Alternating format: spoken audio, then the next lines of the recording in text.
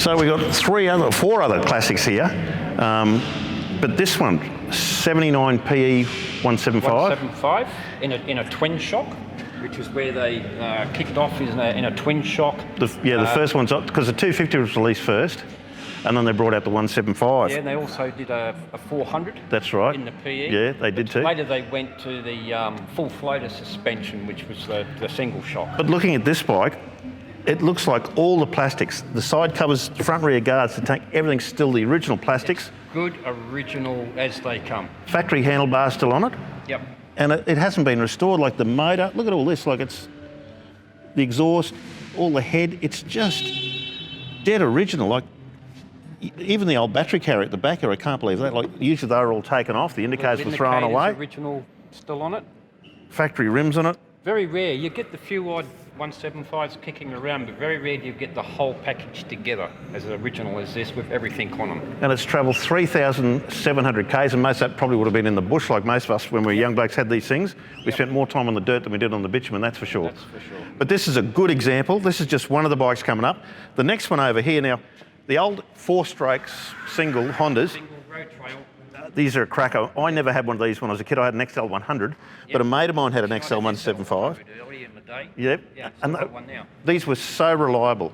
Yep. They were just a basic agricultural engine, but I tell you what they do, thousands and thousands of Ks. Yep. Now this one, he's got an aftermarket muffler on it. Yeah, the pipe's been changed. Yep. You can change that back easy enough, but from the rest of the bike, yeah. not too bad. Still got the tacho and the speedo on board. Good bars on it. Mud guards are both intact. These things were the first things to get broken in the bush. Yeah. We took those off. Yeah, we used to take them off, put the little Yamaha TY tail light on the back. Leave them off altogether, take the indicators off. Yep. But a good original example. And that's that's Australian compliant bike too, because you can actually go and register that and actually use it. Register and ride it in any state in Australia. Yeah, exactly that. Then we jump over here to 1981. 81 WR430. Yep. Yeah, so the Enduro. Now this is a nice tidy bike. They've got aftermarket rims on it, obviously the black rims. Yeah, rims are done in black. And it's running a trail bike tyre on the back, so it would have been probably set up for flat track or something like that. Could possibly have been. Yep. But again, a good example. Tank's nice. I love the aluminium tanks on the early Huskies. They look good with the alloy. The paint with the exposed aluminium on them. Exposed alloy. Original exhaust. That presents well. It does. That's a nice classic bike.